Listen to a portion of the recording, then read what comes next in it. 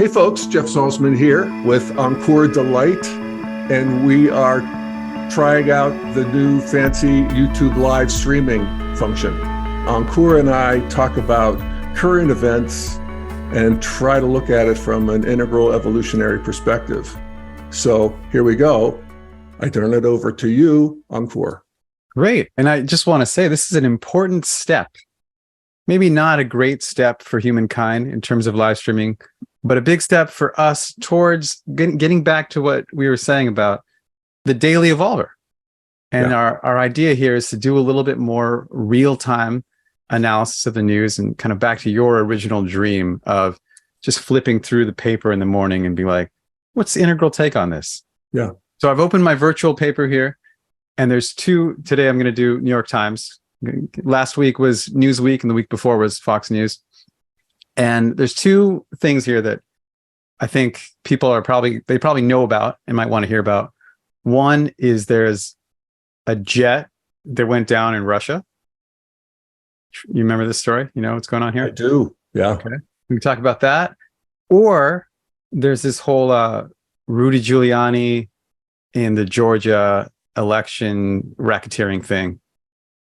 Those seem to be two major, there's like some pop music and a Chinese housing crisis and some other stuff. But yeah, what do you think?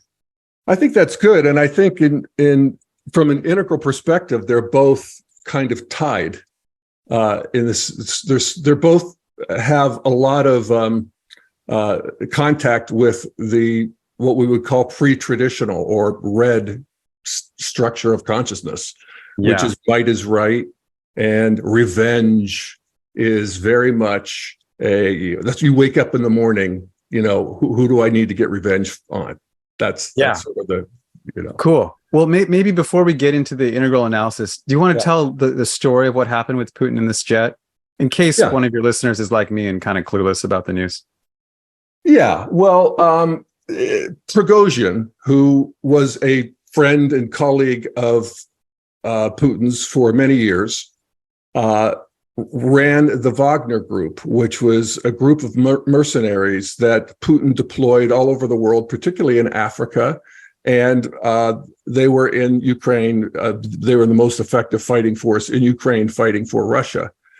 And so there's Prigozhin and his military, and then there's the official Russian military.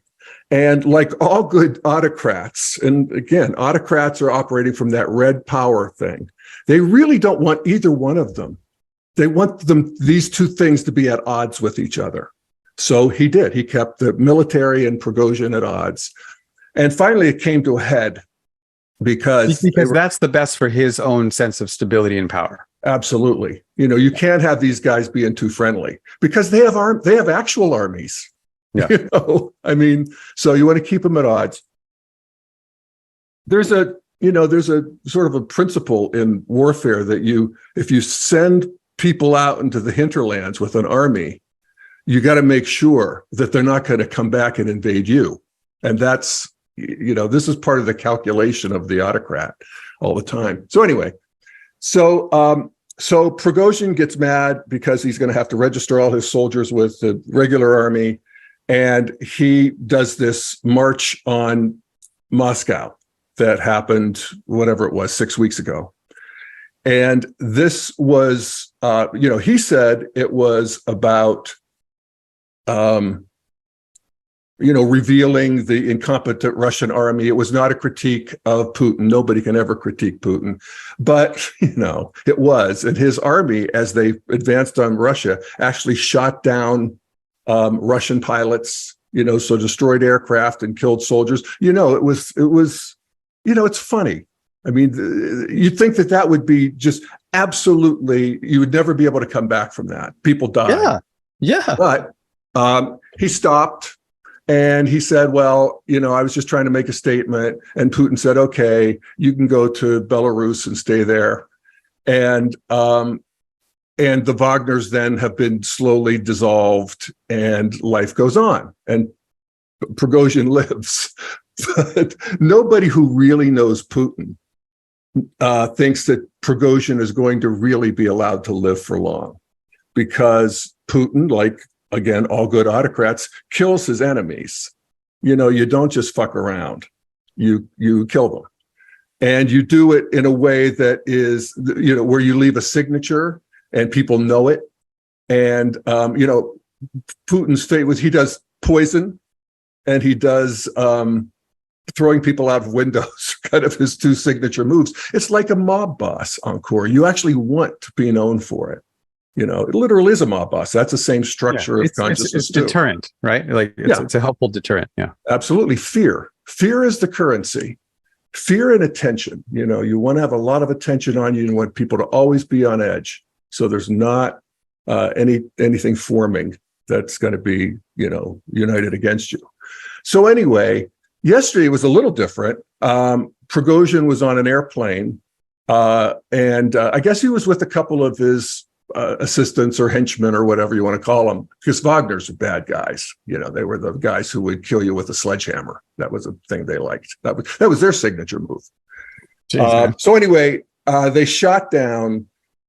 Everybody assumes it was Russia shot down this jet. So Prigozhin dies, and everybody goes, of course, he's not going to live out the year. Nobody thought he would live out the year, and sure enough, he didn't. So, that's a, look inside the thinking and, mores, if you will, of that red stage of development that was so much a part of such a long period in human history. This is the empire stage of development before there's really a sort of a transcendent God or nirvana or something that is a whole other ballgame that moves us into the next stage.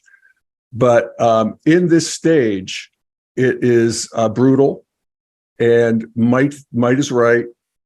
It's also a lot of passion, a lot of juice, and So in a way, maybe I stop there and see if you have any thoughts about this. Maybe a reflection that the red in warfare and an organization looks differently than the red in music. Like you have this like might is right power thing in red. It ends up with a lot of blood, a lot of probably physical and mental insecurity. Like I could see the hunger in red for most people to get to a bureaucracy, so we can just know where we're at and not have to be constantly watching our backs every time. Yeah. But with music, then what happens? It just gets like boring when it gets out of red. I mean, is the good music red? Is that what you're saying? So that's one question. That's such an interesting question, Ankur. It's music is at every stage. We were making music from day one.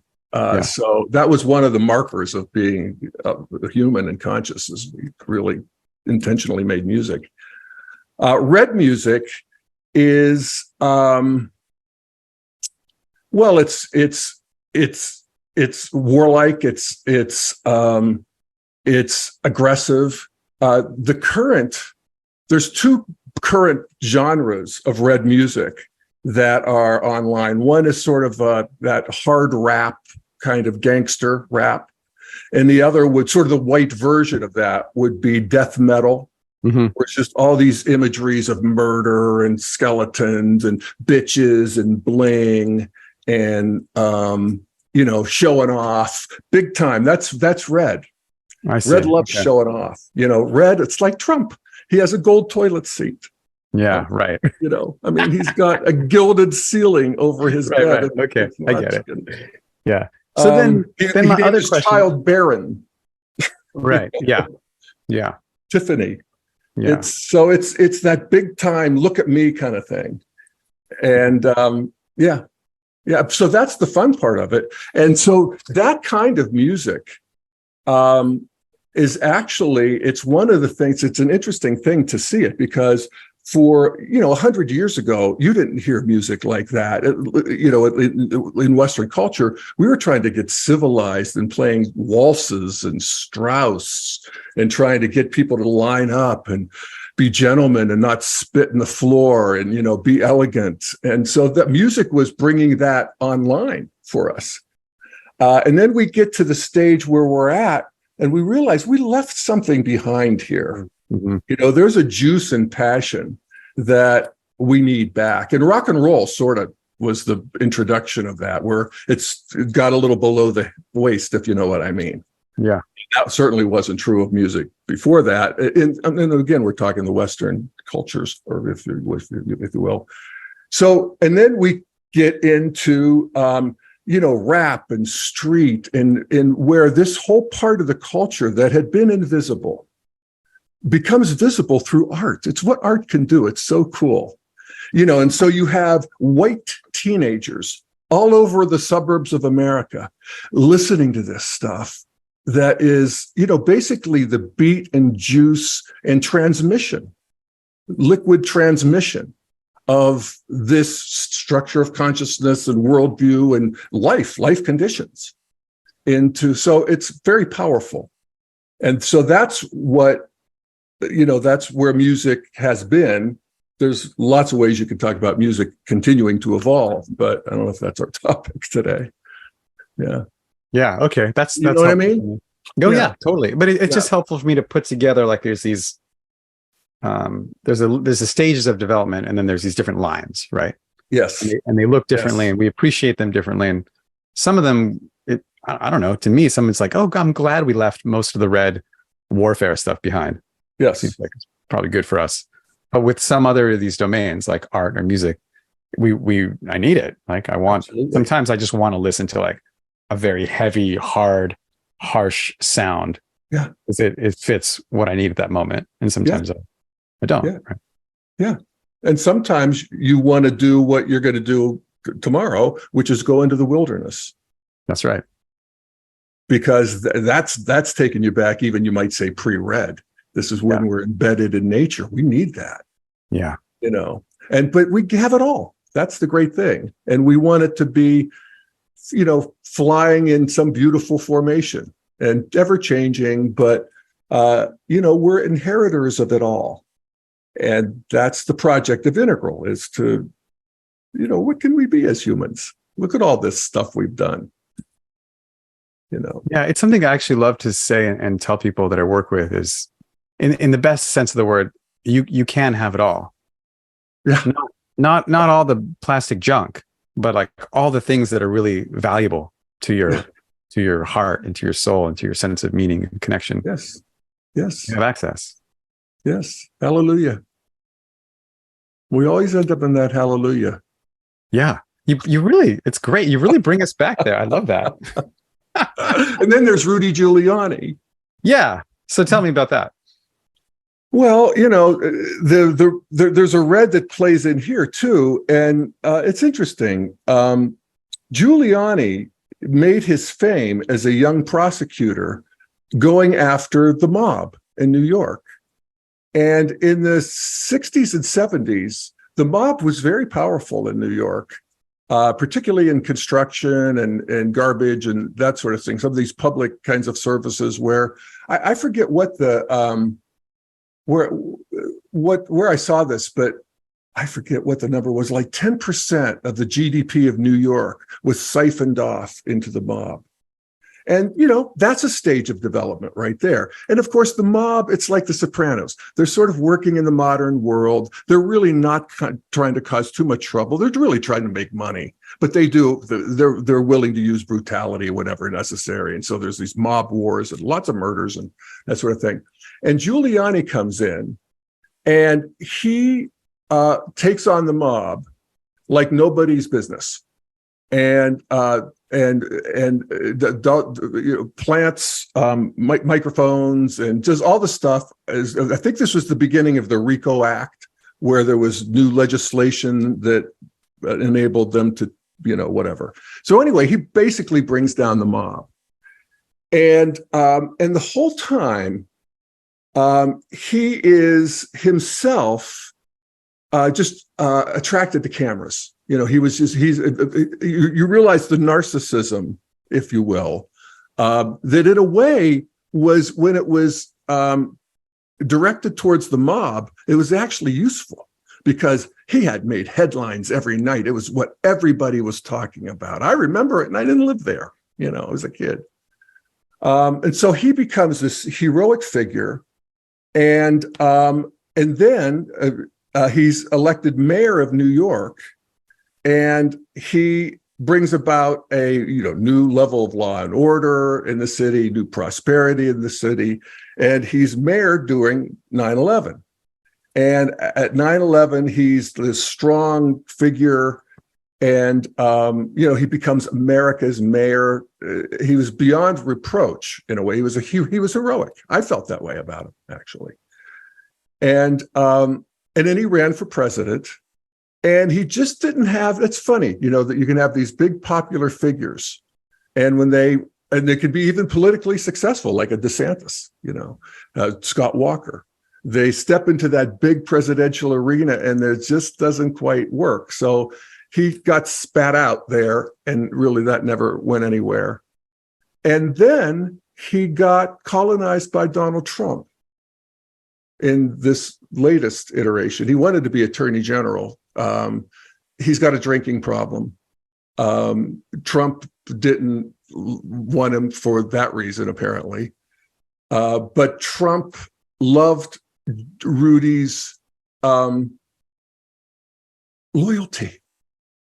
And loyalty is just very much the currency of Red, where, it's not about what we're doing or who we're serving. It's about your loyalty to me. That I know when I make a move, you're going to move with me, because that's going to be powerful. And you can feel that Red. It's just really, you just want to have more force in the system, because laws, they haven't really come online yet. Now, in contemporary world, Red people see laws and they use them too, but always to their advantage. And that's, so in a way, it's funny, because apparently Rudy really knew this, he was comfortable there. It may be why he thought like a mob boss, that he was able to bring down the mob. It was maybe because of this that he had that knack that Trump has for just being in front of the cameras, just getting attention. And then he had this loyalty to Trump that was really beyond almost anybody. I mean, he's still out there with the Stop the Steal, and Trump was robbed, and hell, his children aren't even on board with that. At least Ivanka. So anyway, Rudy's an interesting character, and it's sad to see the fall that he's taken after the heights that he commanded, and legitimately, he really did a lot of good in New York. And so anyway, that's my take on Rudy. Yeah, thank now you he's an so old much. pathetic figure, and he can't, Trump won't pay his legal bills. Trump doesn't have loyalty back is another issue. But anyway, what were you saying? Oh no, I just I didn't know the story, and so I just see him, from other. I don't engage with like a lot of the media stuff, but people represent him to me as just the butt of a lot of jokes. Yeah. And so to have that background. Here's the latest one. Rudy, let me think so I don't ruin it. Rudy Giuliani is going to fight this all the way up to the Supreme Courtyard Marriott. You don't get that joke, do you? Do you get that joke? Does Trump own the Courtyard Marriott? No. This is during the last campaign. Rudy Giuliani had a big press conference for something scandalous. I'm forgetting what. I mean, who could keep up with the scandals? So it was going to be at the Four Seasons, which is a big fancy hotel. But Rudy got it screwed up and sent everybody the directions to the Four Seasons landscape company, which was in this little industrial park in New Jersey. So there's where the media is, because he got the Four Seasons hotel mixed up with the Four Seasons landscape company that has, 6 employees. So they're all in the parking lot of this and it turns into a joke, and this is where his hair color is dripping down his face, and it's just one of the more absurd moments in recent American politics. So that's the joke, is that he's not going to, it's not the Supreme Court, but the Supreme Courtyard Marriott. Yeah, right. So Okay. That's the part where you laugh now. So. Yeah. Oh.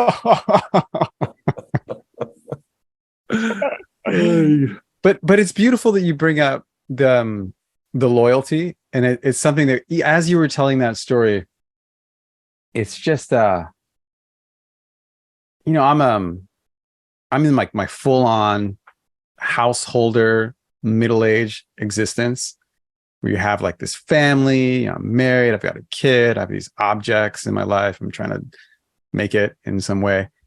And the loyalty, I just went on a hike a couple of weeks ago with 12 friends, like old friends. And we had this ritual, this really beautiful ritual we did together.